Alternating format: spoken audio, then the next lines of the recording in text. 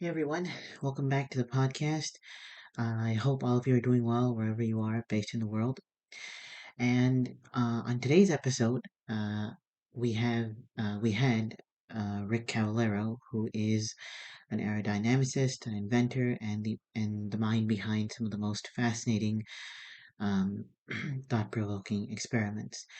He is perhaps best known for his work proving that it's possible to build a wind-powered vehicle that travels directly downwind faster than wind itself. Yes, you heard that right. And in this episode, we dig into the science and skepticism behind his controversial experiment, the process of taking it from theory to real world validation, and what it's like to challenge the consensus of a field that prides itself on precision.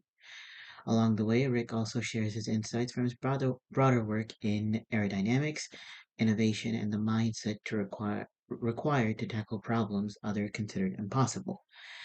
And whether you're a science enthusiast, an engineer, or just someone who just loves a good challenge, this conversation is one you wouldn't want to miss.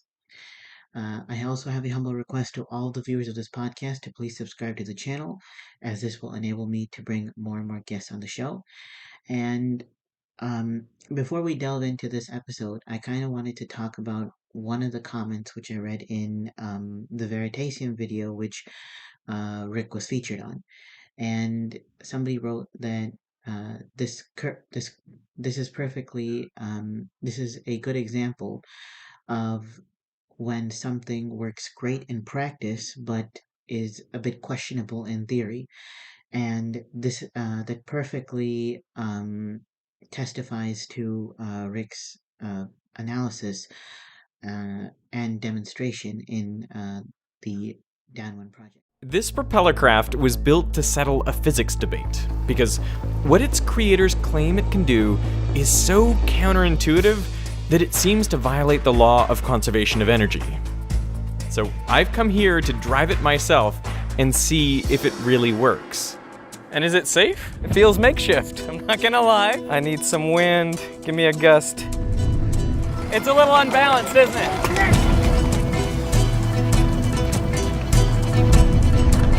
Down, Derek. We'll tack. Sailboat, and you're sailing it straight downwind. Yeah. As soon as that sailboat is going the same speed as the wind, then there is no more wind. That is correct. You can't push the sailboat. So And sailboats can't just go downwind faster than the wind. not straight downwind. Not straight Not direct downwind. Imagine a boat floating in the water. As the wind picks up, it pushes the sail, accelerating the boat.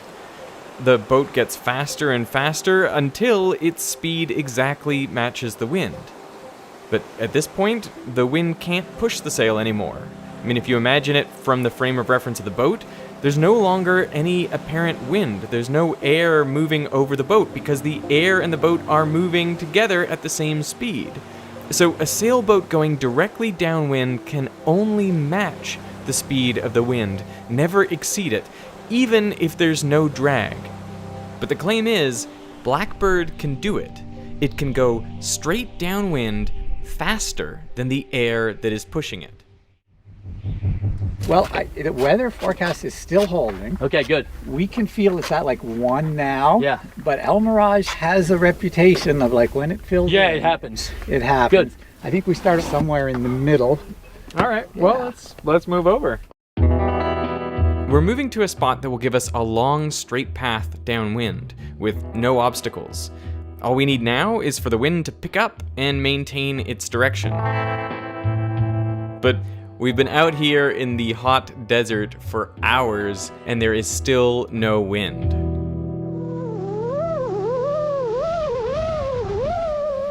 This is Gene. He runs the YouTube channel Potato Jet. All the awesome drone shots in this video are his. So if you like cameras and gear and amazing drone shots, go check out his channel. Oh! This is about a typical day, how it goes.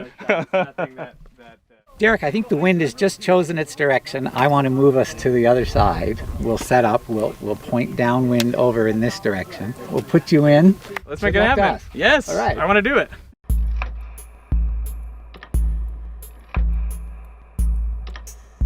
feet need to go a long way down, so it takes a certain amount of energy really to get things recumbent. going. So maybe I need to Keep going. Should I get something behind me? Well, Yep. I'm very reclined. Yeah, let me see what I can find. It's slightly terrifying to not be able to push the brake all the way. So you're kind of right at the limit of size. Yeah, you wouldn't want to be any smaller. So steering is I Push to go left, push to go left, pull to go right. pull to go right. While steering with my right hand, I have to control the pitch of the propeller blades with my left hand. And then in terms of like when I'm getting to the end or something, or I really want to slow down, the right move is pull back. You're saying the right move is push forward. I'm glad that the two experts here are disagreeing on what to do in the emergency case of like, I just want to stop the vehicle. Feel which is slowing you down and do that.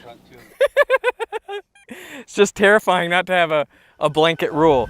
Well, this is intense.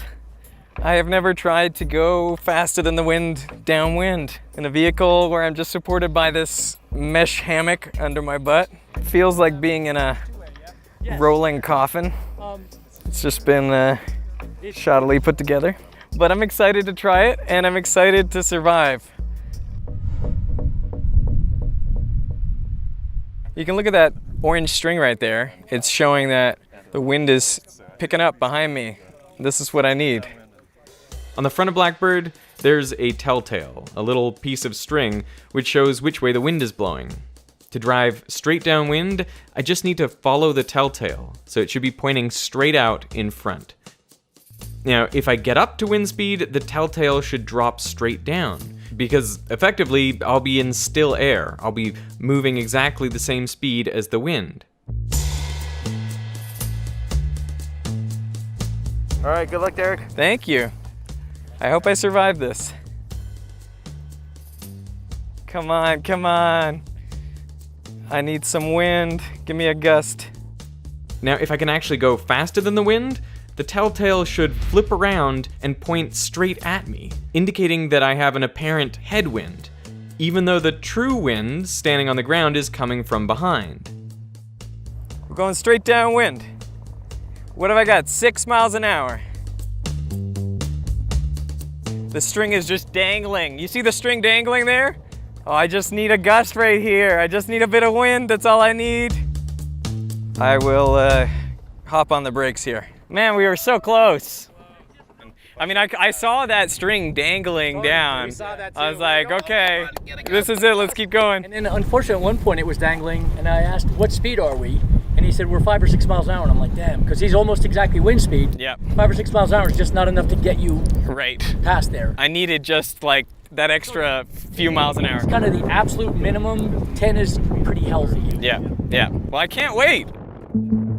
Now, you might be wondering how it's even theoretically possible for this vehicle to go faster than the wind. Well, sailboats can do it as long as they're traveling at some angle to the wind. In this case, the sail acts like a wing. Air flows faster over the outer curved surface than the inner side, which generates lift, a force perpendicular to the apparent wind. A component of this lift force is in the forward direction, so maximum speed is reached when this forward force is equal to all the drag forces on the boat pushing it backwards. Some boats can go 3 or 4 times wind speed. Somebody had asked the question, if a sailboat is tacking downwind, can it do a VMG, velocity made good, directly downwind? Can it beat, if I release a balloon in the air, can the sailboat tack its way down and beat the balloon to its destination? And I didn't know the answer. It turns out that sailing at some angle to the wind, a sailboat can go enough faster that its resulting velocity directly downwind is faster than the wind itself. In other words, it can beat a balloon that is just drifting on the wind. I love brain teasers. I just love doing brain teasers. So I thought this is really close to a good brain teaser. But it's right now, it's just a question. Thought if we make it go straight downwind, then people are definitely going to say no. If the Earth were a cylinder instead of a sphere, I could have a sailboat on a continuous downwind tack. The wind's going along the Earth, this cylindrical Earth, and the sailboat is just spiraling its way down. If I put 2 sailboats, one on either side, they can both do this. Well, that's a prop. Effectively, their sails make a propeller. a propeller that is traveling down this Earth faster than the wind itself. I posted on 2 forums that I was on, right? And I thought people are initially going to go, no, never work. And then I'd say, okay, here's how it works. And they'd go, oh, you got us. Boy, I couldn't have possibly been more wrong. This is obviously stupid. Wind power isn't some kind of magic. We all want to believe in perpetual motion, but I just don't see the logic of this argument as yet. Okay, this is clearly fake. Anyone with a clue should see the problem here. Once you reach wind speed, what powers it past that? I am not a stupid person, but I cannot understand. Ultimately, we said, okay, if we build a little model of one and put it on a treadmill, that just puts it to bed. Right. And it worked really well. Now you're holding it back with the sport. 8 Mississippi? Yeah, I'm keeping it from coming forward, otherwise it'll climb right up the top of the treadmill. But people on the internet just wouldn't believe him. They thought it was fake. And even physics professors were arguing that the treadmill wasn't a good analog of the real world. And I'm like, literally day one physics is inertial frames, right? It doesn't matter if you're moving or the air's moving. Others were saying there's magnets, there's wires. You go, there's fans out of view. So then we do one showing, no fans. The curtains aren't moving and stuff. And finally he says, we got to build the real thing.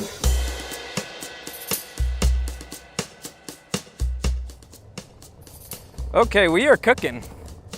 I see we're going 7 miles an hour, 8. If this thing doesn't fall apart, maybe I'll be able to go faster than the wind this time.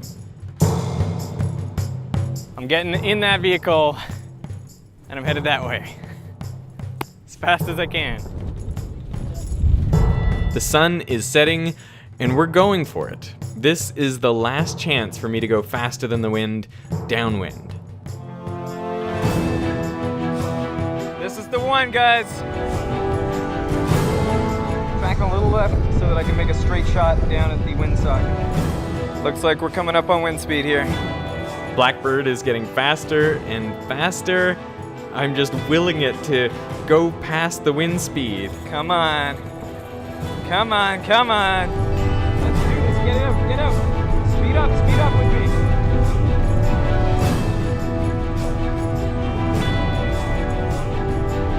Come on. Yeah. Woo! Yeah. And there you have it.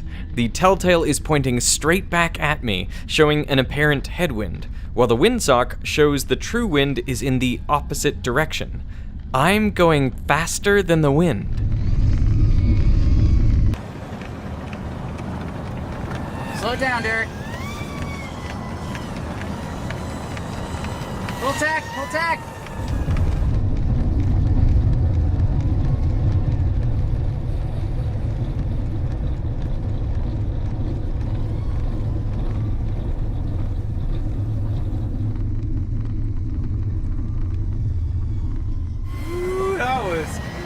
God damn, that got my heart rate up. Out of us, Derek.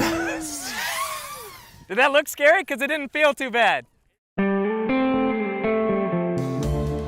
So how does it actually work? Well, I worked on this video for weeks without really understanding how it works. So I want to share with you the way that I understand it.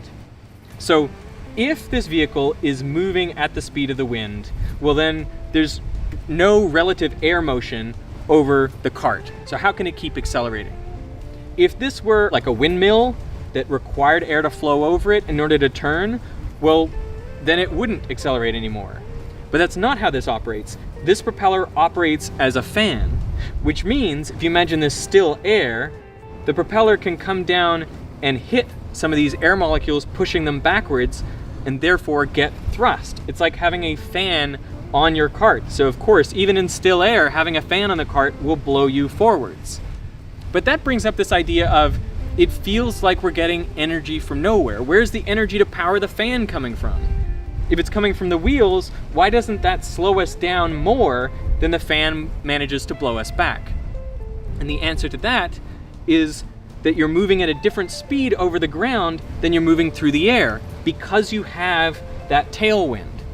So the way I like to imagine it is like this. There's air everywhere going 10 kilometers per hour down that way. Now, even if we're going 10 kilometers per hour, we can still push air backwards. And so if you were to look at a profile of the air in a stationary reference point, you would see that the wind behind the propeller would be moving more slowly downwind than all the other wind.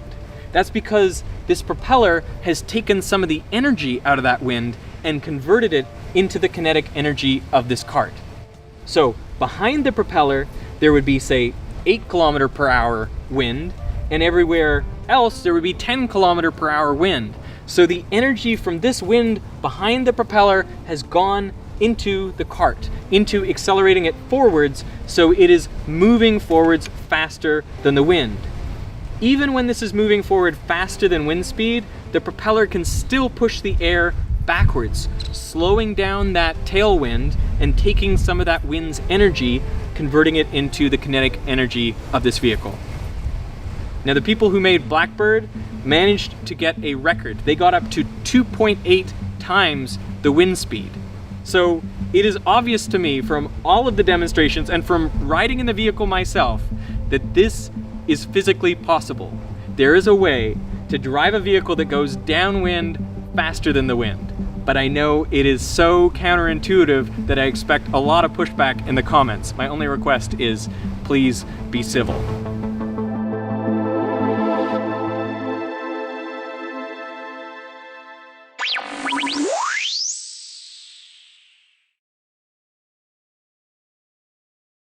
Okay, so recording is started. So welcome to the show, Rick. I'm so happy you accepted my invitation. And so in this episode, I'll be speaking with Rick Cavallaro, and I just want to briefly talk about your background. So Rick earned a degree in aerospace engineering from Georgia Tech in 1984, followed by a master's degree in the same field from UCLA in 1988. Rick has worked on numerous groundbreaking projects within the realm of STEM, and he was deeply involved in a wide range of STEM initiatives during the early days of the Silicon Valley's rapid growth. And Rick is most famously known for his involvement in the Downwind car project, which was a controversial and captivating experiment that gained widespread attention and sparked an online debate that ignited passionate discussions across the globe. Additionally, he also appeared on the popular Veritasium YouTube channel, where he demonstrated his real-time analysis of the Downwind car's performance, further captivating both science enthusiasts. So currently, Rick is the chief scientist at Sport Vision, where he leads a range of innovative projects at the intersection of sports and technology. So today we're going to talk about Rick's fascinating career journey, his work on the Downwind car project, and his current role. And yeah, thank you so much for joining us, Rick. Well, thanks for having me. So just to kind of like break the ice, what made you pursue a career in aerospace engineering? That's a great question. And I think the answer is that I never really had a choice. I mean, I knew at, I think, 5 years old that I was going to be an engineer or scientist. And I had an absolute fascination with airplanes and aviation from as early as I can remember. So it's interesting. I only ever applied to one college, and I applied to aerospace engineering, and that's what I did. Never had a second thought. Although I will confess, in college, I did consider physics for a little bit, but I stuck with aero. Oddly enough, having worked in aero for a few years, I found I kind of wound my way out of the field. I still love the discipline. I love the field. But when I was working in aerospace, it was typically the big defense contractors and such. I worked for a company in LA called the Aerospace Corporation, which was a really kind of a bizarre and unique place. I kind of came to learn. I knew for sure I didn't want to stay in LA. I very much wanted to get out of LA. But I also found that I really wanted to get into smaller startup kind of companies. And at that time, we really didn't have a lot of small aviation startup type companies. Now we have things like Joby and Kitty Offer, a bit opener. There's a whole lot going on in Aero now that's really fun and exciting. Fortunately, I think I found my way by happenstance into some other really fun and exciting things that take advantage of all the engineering I learned both at Georgia Tech and UCLA. Okay. And so, like I said, in the introduction, so you and even Steve, who I spoke to earlier on the show, you guys were working in the Silicon Valley, just as it was being industrialized. And I think this was also the same time where, many other startup companies were, even major, gigantic Silicon Valley corporations were just coming into play. And California, especially Silicon Valley, has its reputation, for being like the hub of startups and etc. So, what was it like, working in this zone, which is like a hive of technological development and activity? Well, let me say first that I never thought of myself as being here during the formative years of Silicon Valley. I look back on the early Apple days with Steve Jobs and that. I can remember, probably as early as my freshman year in college, seeing what was going on out here and thinking, man, that would be great to work there one day. And then it actually sort of ended up happening by chance that I did. When I left LA, I found a job up here, and have been here ever since '89. But I love it. I grew up in South Florida, and I loved growing up in South Florida. But there is so much to do here, and there is access to so much. The just every technology, and I find that most of the folks that are on the leading edge of a lot of these technologies are pretty approachable. If you're talking to them about the stuff they're doing, they're eager to talk to you. And there's always something happening. Not to mention, I really like kite surfing and paragliding and snowboarding, and that out here, that stuff is great. And in South Florida, not so much. Um, and like through your college years and even up until now, what would you kind of like look back as to some of the most interesting projects that you've worked on, or which still fascinate you till to this day? Yeah. Well, I'm easily amused. When I was a kid, I was always building things, whether it was radio control airplanes or skateboards or who knows what. And I always loved building things, and I still feel like my engineering education benefited as much from all of those things as it has from college. I wouldn't, certainly not more, but that hands-on experience with sort of tools and structures and materials is extremely valuable. So I really hope to see more young folks doing that again. I think we lost that for a long time, but with the maker movement, it's kind of coming back. With Arduinos and 3D printers, and there's amazing things that are just so accessible now. That being said, my first job out of school, like I mentioned, was the Aerospace Corporation, and I did, I think, some fun stuff there. I worked my wife and I both, she wasn't yet my wife, but my wife and I both worked on secret projects at times. And there were times that, we'd be on separate secret projects, and we come home and literally couldn't talk to each other about what we did at the same company on two separate projects. So I learned pretty early on that I really did not like working on secret projects. What I do at Sport Vision, for example, with the yellow line and the strike zone and whatnot, is the opposite of it. Everyone has seen these things, and I can freely talk about them once they're on air. And I like that so much more. But something I did work on at the Aerospace Corporation that I really had fun with, and also really taught me a lesson that I'll share, was the RMS arm, the remote robotic arm that is mounted in the shuttle bay, in the space shuttle. So I had done the kinematics and inverse kinematics to model that, and then I modeled that in on an old Evans and Sutherland's graphics computer, which was really the cutting edge in those days, so that we could do mission planning with it. You could look at what part of the star field a sensor would see if it was being held by the arm. You could dock and undock things that were going to be pulled into the bay. So that was a lot of fun. The robotics is always a lot of fun because there's so many disciplines involved, and you can spend an entire career in robotics and never touch or even consider hardware. My college roommate became a professor of robotics, and most of what he focuses on is automata theory. That's just to give you an idea that robotics is really broad and it's a really great field.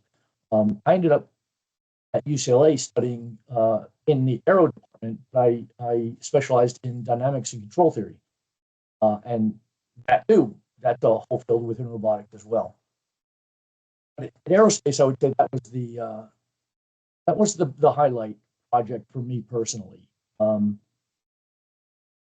At my next job out of there was a place called Failure Analysis Associates, where we did the engineering work for litigation, typically defense. We were expert witnesses effectively.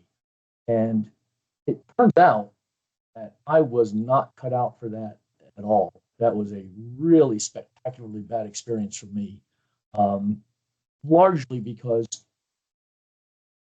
even if you're on the right side of the thing, the engineering you're doing is horrid. I wasn't sleeping at night. I just literally was not sleeping at night. So I only lasted there briefly before I left and joined a company called ETAC.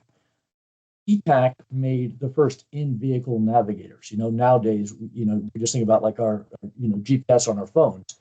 But this was before GPS had really become a thing. It existed by that time, but it was far too expensive in cars and people and whatnot. So there we developed a navigator that worked on dead reckoning. So we count the tire turns and we look at a fluxgate compass, an electronic compass, and gyros and so forth, and then we map so that we say, okay, based on where I think I am and what the roads look like, where am I? And if I turn a corner, I can correct to say, oh, there's the corner I just turned. So we ended up setting out to build these in-vehicle navigators, and we found that we'd better make maps too, because nobody was making digital maps back at that time. In fact, the early Google Maps were bought from us. And then, as you might guess, you've never heard of ETAC, and you probably have heard of Google. Google went flying past us, and they're making all their own data now, and it's spectacular. I've got a friend that's on the Google Earth project, and I'm still blown away by that project. But that was a whole lot of fun. That company was acquired by News Corp, and News Corp owned Fox. Well, it owned Fox News, Fox Sports, the whole thing. So I got loaned my boss, the founder and CEO of ETAC, when the company was acquired, got promoted into the parent company, News Corp. He became the vice president of technology for News Corp. And without getting into great details, he borrowed me out of ETAC to manage and act as lead engineer for the project to track hockey pucks. Fox Sports had just acquired the rights to hockey broadcasts, and they wanted to make a big splash. And of course, Fox Sports is not known for their understated approach. So, they did it really kind of over the top manner, but we developed that technology and put it on air, and it got very mixed reviews. I would say the fans largely hated it, although most of the fans that I've talked to had one thing they liked, whether it was the X-ray puck they could see behind the wall, or they could tell that it was deflected in the air by a stick, or who knows, different people had different things. Generally, the real fans didn't like it. The casual fans, or the families and girlfriends and so forth of the fans, liked it. And some of the fans actually sort of appreciated it for that reason. But that changed, it changed my career path, but it also changed broadcast sports to some extent. That was before we did the yellow line or the virtual strike zone or any of that. That was the first time I think that anyone had done uh, live virtual effects based on the game itself, or the objects and the players and so forth in the game. Um, that project was really an enormous challenge. It was an enormous rush. I mean to say it was on a fast schedule. We had to get it done in 11 months to get it on air by the '96 All-Star game. Met a lot of extremely smart, motivated Silicon Valley people. Fortunately, Stan Honey, the CEO that I mentioned, who had pulled me into that, had history here in Silicon Valley predating mine, and he knew some of the sharpest people, and he definitely pulled together a great team to do that. So that was a great project, and like I say, that definitely changed the direction of my career. So we spun that out into Sport Vision. We left News Corp and became Sport Vision, where we then developed the virtual first down line on the football field, the virtual strike zone. We did NASCAR pointers, putting very high-end GPS and inertial measurement units, ring laser gyros and so forth, in the vehicles to track them, tracking each vehicle down to a 2-centimeter accuracy. And that was very successful for a very long time. I think that's still in use. Obviously, the yellow line, the virtual strike zone, those things were all in use. And fortunately, those things, and they each had their own challenges that were fun. Those things got a much warmer reception than the hockey puck. And they really were great projects. They were a lot of fun. I've been really lucky to be involved in some of those projects. Interestingly enough, we now have partnered with the NHL, and we're tracking not just the hockey puck, but the hockey puck and the players. So I headed that project up, and I sort of inverted the system in a way to enable us to track not just the puck, but the players. The architecture that we had really only permitted us to track one object.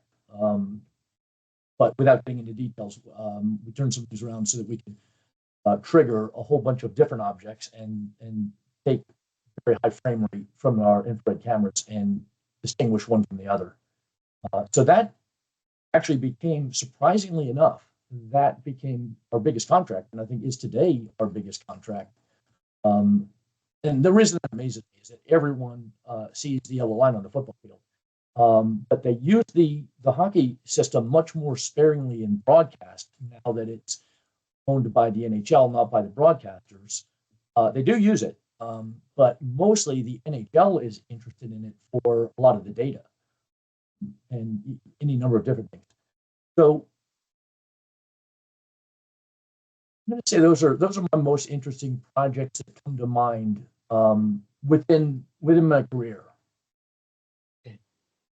Yeah, I mean, that's a pretty good elaborate portfolio. And so I just want to talk about the Downwind car project, and actually I watched the entire video on Veritasium as well, and I'll link it below. So he did a follow-up video. You may have seen that because, as you may know, that he got into a $10,000 bet with one of the UCLA physics professors. Yeah. Interestingly enough, my alma mater, and he did a follow-up video to talk about how that went. Yeah. But could you just maybe walk us through how did this kind of begin? What drove you to explore this particular concept, and afterwards we can talk about that. Yeah, it started the way all these things start, which is just by the craziest chance, not by any intention. And this one was a friend of I mentioned Stan Honey. He was the CEO that dragged me into this whole sports stuff out of EPAC. So Stan and I were going to lunch one day with a friend of ours named Al Alcorn. Al is the guy that developed the first video game ever, Pong. And he had stopped by. Stan was in his office on the phone, so Al and I were chatting for a minute. And Alan asked me, about sailing. And as it happened, by the way, is a world-class sailor. He is probably the most sought after sailing navigator with trophies that fill his house. Anyway, Alan asked me whether a sailboat, he knew that a sailboat could go faster than the wind, which some people find surprising. But then what he wondered is, if the sailboat were tacking downwind, could it achieve a downwind velocity component faster than the wind? So if you released a helium balloon, with the wind, that drifted with the wind, could the boat actually beat helium balloon downwind? And somewhat shamefully, I didn't know the answer off the top of my head. But I said, give me a minute, let me do some quick analysis. And I drew up some vectors. And I said, like it should. I mean, in theory, there's no reason in principle that shouldn't be possible. I said, I don't know if they do it, in practice. Yeah, it could work. And I thought that seemed very counterintuitive, that you could beat the wind downwind by tacking. Now, it turns out that one of the reasons I should be embarrassed is that ice boats have been doing it forever. They've been, being able to tack downwind at multiples of wind speed. And it just didn't come to mind. And I've been sailing, just little like a sunfish and stuff like that all my life. So it's a little silly that I didn't know the answer, but I didn't. So I came up with that answer, and I was surprised by that. And I thought, I love brain teasers. I just have always loved brain teasers. And I thought, that's almost a good brain teaser. If I could think of a way to restructure the problem so that I have a vehicle going directly downwind, not tacking downwind, but just going directly downwind, could I make it go faster than the wind, powered only by the wind? Because the problem there is that, everyone recognizes that as soon as you reach wind speed, you don't feel any wind. There is no relative wind over the vehicle. So how can it push it any further? And that is counterintuitive for most folks. But I thought through a way to do that. And then I posted that as a brain teaser. I thought, now it's a good brain teaser, now that I've got a way to do it directly downwind. So I posted that on a couple of forums. That this is back before Facebook and all this. But we had these online forums I had one for kite surfing and one that I was active on for radio control helicopter. And I posted on those two forums. And I really thought that, we would knock it around for a couple of days on there, and then I would push the answer, and that would just be kind of a, oh gee, that's fun and silly. But it didn't work out that way at all. Everyone, and I mean everyone, said that I was a crackpot. They said that it was just absolutely ludicrous for me to be dumb enough to think that that's possible. And that included, even back then, it included aero professors and physics professors and NASA engineers that were just telling me that I was an absolute idiot. And sadly, I'm very thin-skinned. I can't say why, but I am. And I took it badly. And then that went on for a long time. It started erupting into lots of other forums. And it was kind of going viral on the internet, with people debating this on forums in many languages at that time. And finally, one of my hang gliding buddies, who was participating in all this with me, by the way, he said, Rick, we have to build this, because you can't show people a couple of equations and claim you're right. No one cares about your equations. And I pointed out that these equations were incredibly simple. They're very straightforward. There's no new physics. There's no magic. We're not. People sort of say that we changed physics and whatnot. No, not at all. Not even a little. It's traditional physics. It's just counterintuitive.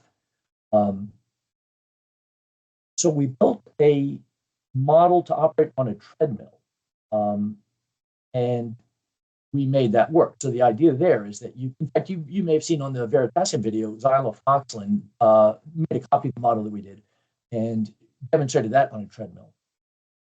And we said, well, this will certainly put it to rest, and it did anything but put it to rest.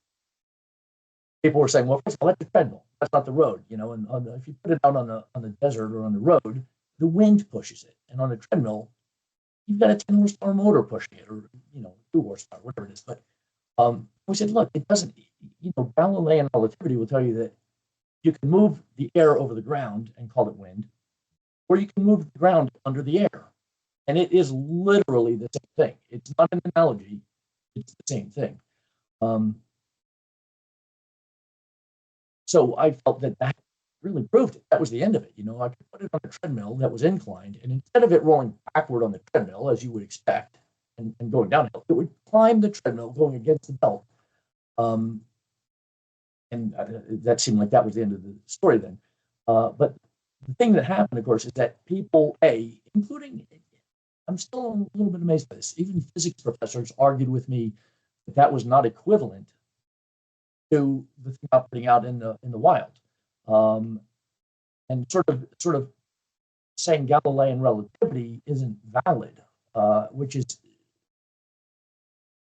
to this day, that amazes me. That's kind of physics day one, Anyway, so we had the crowd that was saying that's not a proof, and then we had a whole lot of people that had a whole lot of other ideas that we were using magnets, we were using strings, we had a fan just out of the view of the video that was pushing it from behind, any number of different ideas. And so we ended up making a number of different videos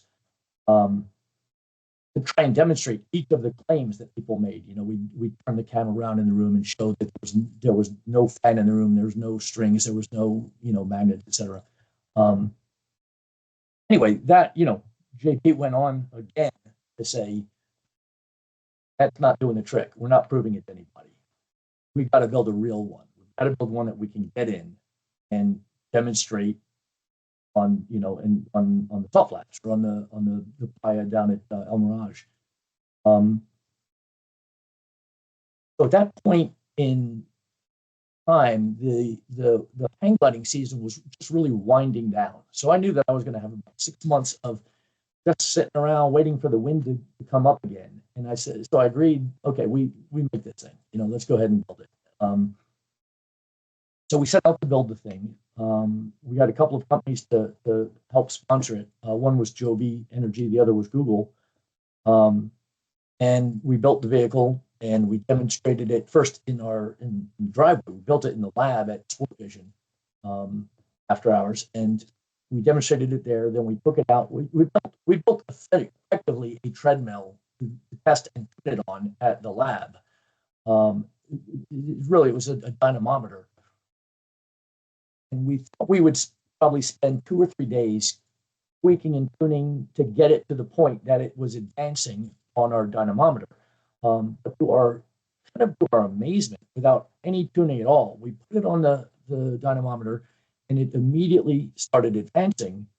And in fact, it started dragging the dynamometer down the parking lot. This was a gasoline-powered engine, and it just started dragging the whole thing down the parking lot at Sport Vision. So we ended up getting some luggage straps and tied the dynamometer to a truck that we had there, so we operate it and take measurements. Then by the way, this time the viral kind of side of things was going crazy. There were starting to be magazine articles and online articles in all languages. Discovery Channel did a segment on Daily Planet, I think it's called, on this project. And, still, every one of these articles left open the possibility that we were, in fact, crackpots, because it hadn't been proven to anyone's satisfaction at that time, I guess. And still today, I mean, there are still people arguing it, and there's still today people arguing the theory of the planet. So it's not special in that respect. We did take it out to the initially to the dry lake bed at Ivanpah, and had great luck with it in its first version, where we didn't yet have the fairings on it, we didn't have a variable pitch pop and so forth.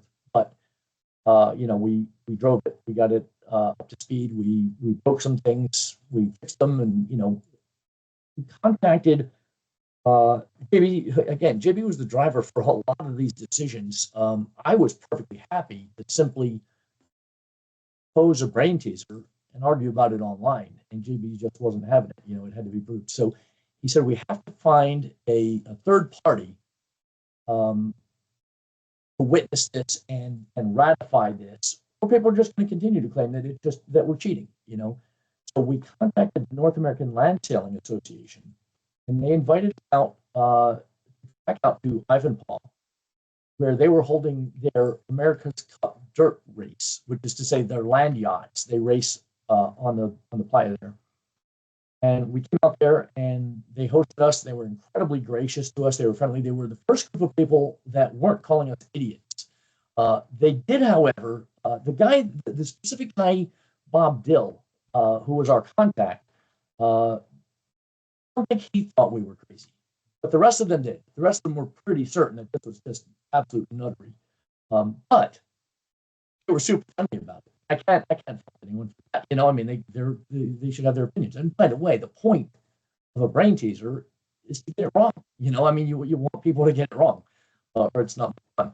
So those guys thought we were nuts, but they were super friendly to us. They loaned us some of their little land yachts to go play on the playa and stuff like that.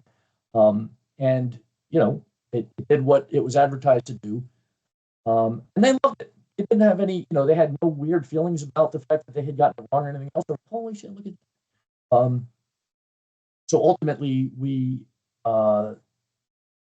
then took it down to El Mirage in Southern California and did the official record runs for the Downwind record. And the only reason we went for a Downwind record is that it's not that we really cared about a record, but what we cared about was to have a disinterested third party that was looking at it critically and documenting it, and they were very keen on instrumenting the vehicle with their own GPS units and anemometers and recording and so forth. But then we could say, we got this record under these specified set of rules that it has to be going straight downwind. It's got to be steady state. It's got to be accelerating through the speed trap version or portion of the run, etc. And here's all the data. So we did that, and then of course, we've kind of gotten over the idea that this is really going to put it to rest. We finally come to realize that nothing is really going to put it to rest. Now, I think we do. I think it's at a point now that anyone that's very familiar with it, most anyone that's familiar with it, has accepted that it is real. It does what it does, and it's not magic, and it doesn't mean that we've invented perpetual motion or anything that most people claimed it would imply. It worked, and that was kind of an end to that chapter. But we decided to, or rather, I guess I decided. JB had moved on to do some other things, but I decided to do upwind runs as well. So I made new blades replaced the propeller blades with turbine blades, because in the downwind configuration, the rotor is a propeller. It's not being turned by the wind. The wheels rolling over the ground are driving the propeller through 7.5 brake chains. There's a sprocket on the bottom and a sprocket on top, and they're turning the propeller. But for the upwind version, it works just the opposite way. It is a turbine, and the wind is turning the rotor. The rotor's turning the wheels, and it goes upwind. So we had set the downwind record at 2.8 times wind speed, and I'm confident that we have had it over 3 times wind speed. But you're kind of subject to the vagaries of the wind and the day conditions of the day and so forth. So the best official one we got was 2.8 times wind speed. I'm happy with that. And then we took out to New Jerusalem Airstrip in this is in Tracy, California, to do the upwind runs. Again, with the North American Land Sailing Association. And we got lucky enough that the wind was aligned with the runway that day, and it was windy enough, and we went out there 2 or 3 days. But we set the upwind record at 2.1 times wind speed. So then we had both, the downwind and the upwind record, both of them well above wind speed, steady state. And that kind of was the end of it. I ended up ultimately, the company where I built it was being sold, or we thought we were. And the CEO at that time, not Stan, but another guy said, Rick, that thing's sitting in our parking lot, and it has to go. So I thought, I'll take the sawzall to it, and I'll cut it up and put it in a dumpster. But a buddy of mine said, "No, Rick, you can't do that. You got to sell it." I'm like, "No one's going to buy, this ridiculous contraption." But he convinced me to put it on eBay. And by the way, so the whole eBay thing is a bizarre saga in itself, but it did sell, and it sold to a guy down in Santa Barbara who has operated it a number of times down there. It was, in fact, he's in the video with the Veritasium video. You can see him in the video and talking with me and Derek. So we operated then. Unfortunately, at that time, it had been, sort of not in proper operation for, I think, a dozen years by that time. And the propeller really needed to be retracked. So the propeller was wobbling, and that was making the whole vehicle wobble, which I'm still embarrassed about because, I've had that thing up to 54 miles an hour, rock steady. But on that day with Veritasium, it looked like it was going to blow itself up at 15 or 20 miles an hour. But the owner at the time, didn't feel we had the time and to risk working on the propeller that day. And nevertheless, it did what it needed to do. Derek himself drove it and exceeded wind speed and filmed it, and a lot of people have seen it from that. And of course, if you look in the comments, you'll see that a lot of people don't believe it. Okay. And like the most, like my favorite comment from that video was, I think somebody made it that this works great in practice, but not in theory, and it's usually the other way around. Yeah, so that was a friend of ours, another hang gliding buddy of ours, had very early on in the program had said, "Sure, it works in practice, but does it work in theory and practice up?" And then that kind of stuck. I guess he may have posted that in the comments as well. Yeah, I always liked that. Okay. And like just out of curiosity, like, what was it like working with Derek though? Like being featured on this Derek Muller on Veritasium. Oh, like well, how it's was funny. it being? Yeah. It was great. Derek is a great guy. He himself has a PhD in physics. I'm not sure if people know that, but he's very intelligent. He's very very easygoing and easy to communicate with. I did not initially plan on going down for that at all. He was going to go do a video, and I don't remember why. It wasn't. I don't recall that initially. I don't think he had even invited me. I guess he had talked to the current owner and he was going to go shoot that and all. The owner said, "Rick, you got to come down here and make sure it's running away and whatnot." And I really couldn't decide whether to go down there or not. But another friend up here said, "No, you got to go." He says, "I'm coming, you're going, and I'm driving you there." So we went down and did that. I didn't know what to expect with Derek. What I really wanted to do is not get in his way or their way. They were there to do a video. It wasn't about me. It was about showing that this car could do this.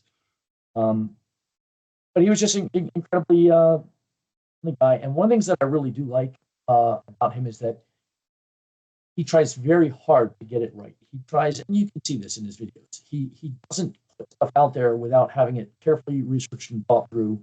And I think there's, I'm a huge fan of all of the science popularizers. The Neil deGrasse Tyson and Sabina Hasselbalder, and there's a bunch of folks out there doing this. Some are better than others about making sure they get the story right. And Derek tries pretty hard to get it right, and I really appreciate that. Too many times in different magazine articles and so forth, I've been quoted, and I'll point something out that I say it's critical to understand that the wheels are turning the prop, not the other way around. I'll say, "Okay, got it," and then I'll just repeat it, and the article will come out and they say the prop's turning wheels. And that's just not. Derek is careful with that stuff. He's careful to get it right. Okay. So I also just want to talk about just your current role as the chief scientist. And can you just maybe share with us what are some things you're currently working on at Sport Vision, and how do you see do you work on stuff like augmented reality or data analytics for this company, and what do you do as a chief scientist there? Well, it's an interesting question. It's a fun question. First of all, I should mention a couple of things. Sport Vision was acquired by a company called SMT. So we are now SMT, and it's still the same folks. And in fact, we were acquired by a competitor, and we're no longer competitors. We're all one team.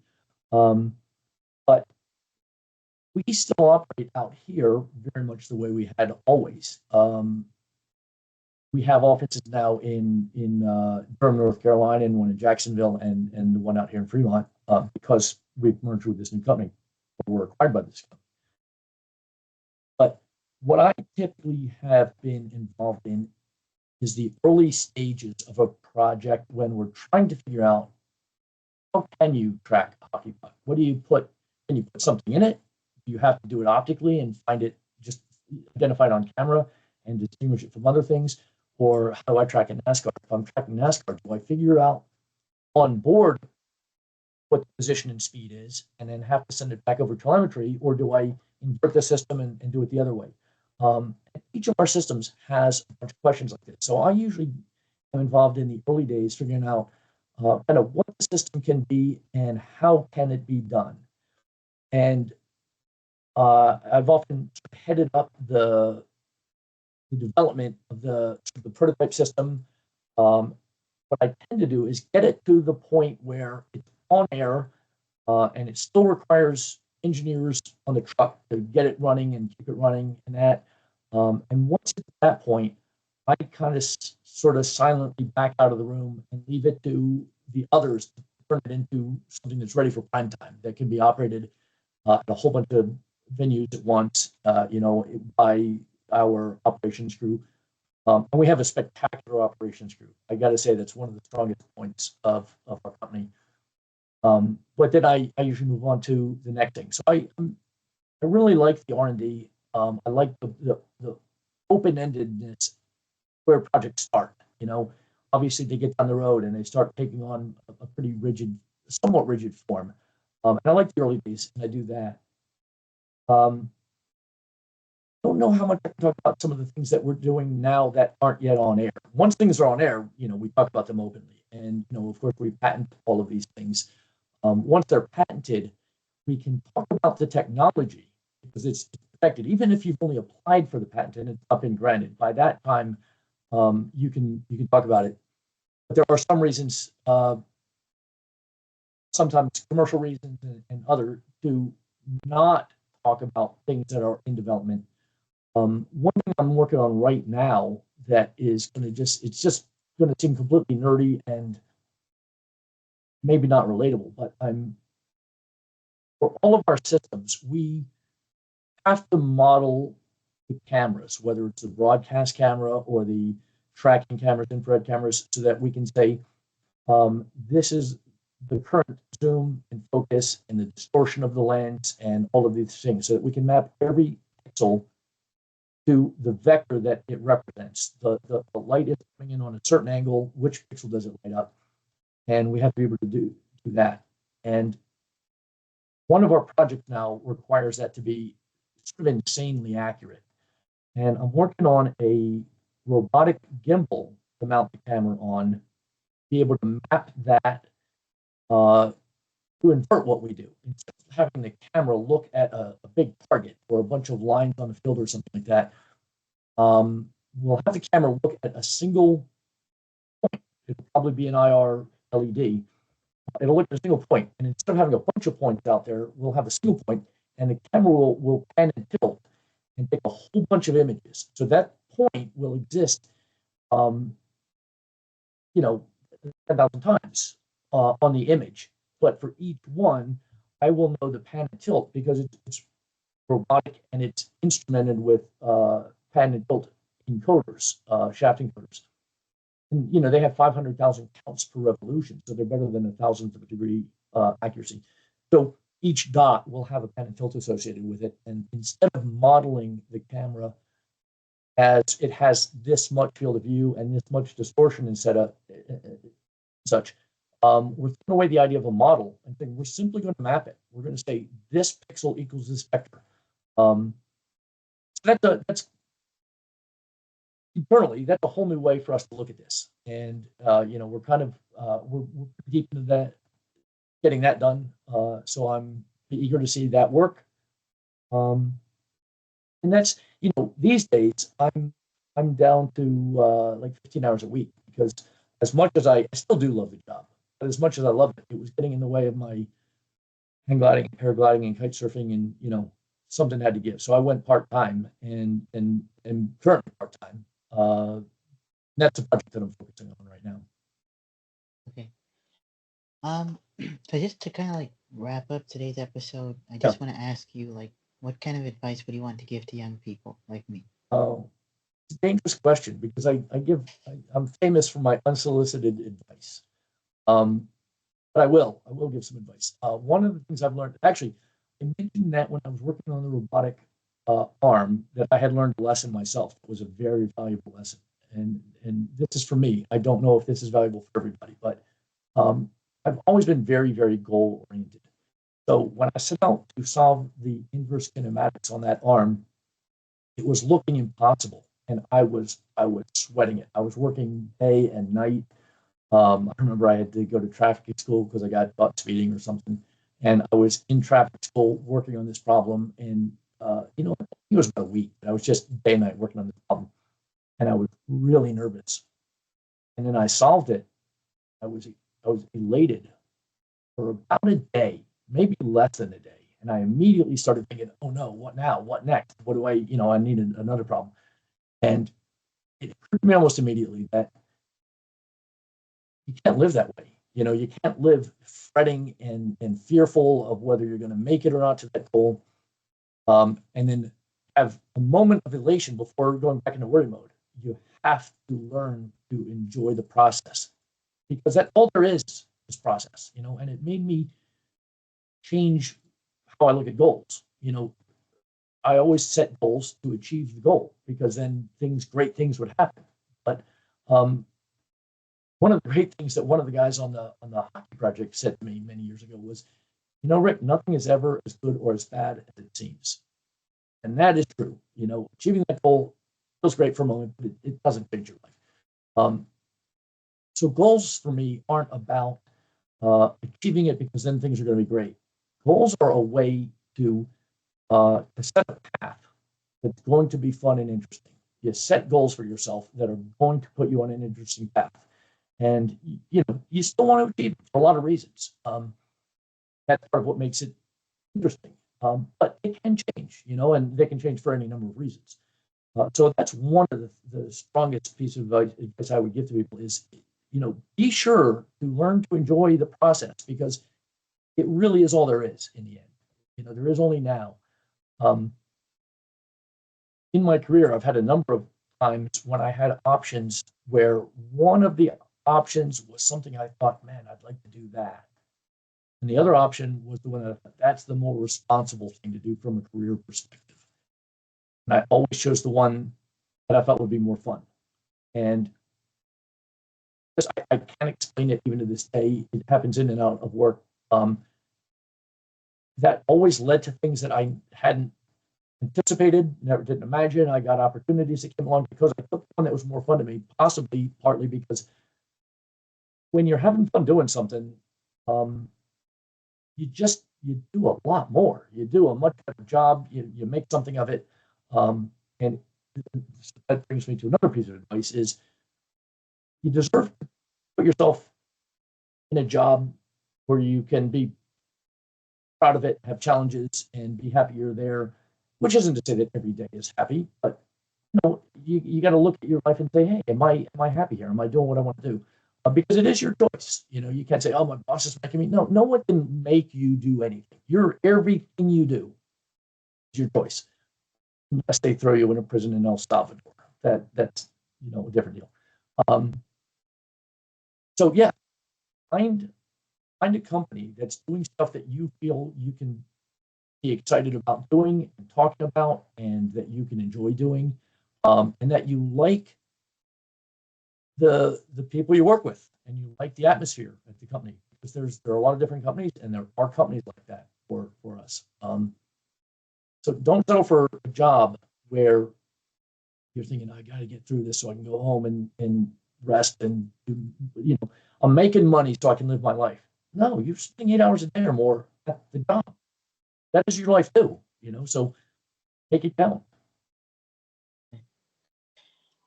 So yeah, I mean, thank you so much, Rick, for coming on the show today. I've been chasing you for a while now, and we're in different parts of the world, but we were finally able to get it done today. And yeah, I mean, to a certain extent, it does feel like I'm talking to a celebrity because you're featured on Veritasium as well. So, Ah, yeah, so yeah, thank you so much for coming on my show, and I'll just spend a few days editing this, and then I'll have it out on the channel. all right. Well, thank you. Yeah, let me send me a link if you would when it comes Sure. out. Yeah, Great. I will. So, All right. Take care, man. It was good all talking right, to you. all right, all right. Thank you, Rick.